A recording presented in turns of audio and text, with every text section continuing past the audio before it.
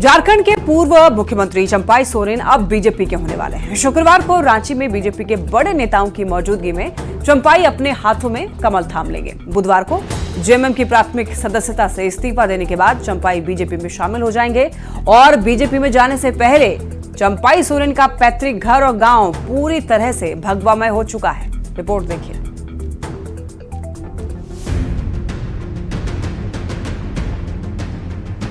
JMM से 5 दशक का रिश्ता तोड़ अब चंपाई बीजेपी में शामिल होने जा रहे हैं। शुक्रवार को चंपाई आधिकारिक तौर पर बीजेपी में शामिल हो जाएंगे, लेकिन उससे पहले चंपाई के सरायकेला स्थित जमशेदपुर गांव भगवा में नजर आ रहा है।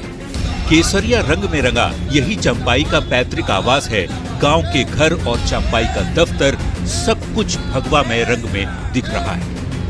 वो जो फैसला लेंगे हम लोग वही मानेंगे। सियासत में कब सुर बदल जाए वो चंपाई के गांव में देखने और सुनने को मिला, जब वहां के ग्रामीण जय श्री राम का नारा लगाते दिखे।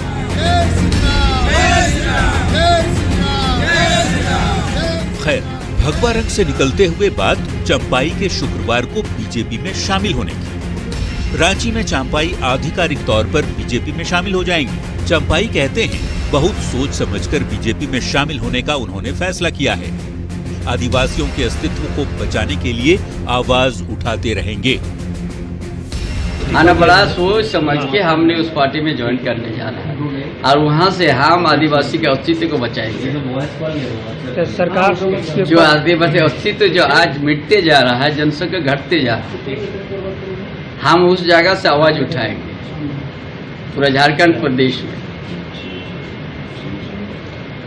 अरे कल आपका क्या प्रोग्राम? कल तो हमारा सदस्य ग्रहण करना है भारतीय जनता पार्टी। कल के बाद में जो हमको जो जिम्मा देंगे बस उसी जिम्मा को निभाएंगे प्रदेश में।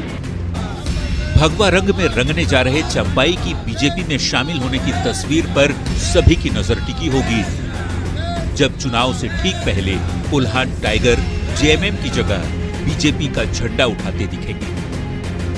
न्यूज़ 18 के लिए सरायकेला से आशीष तिवारी के साथ ब्यूरो रिपोर्ट।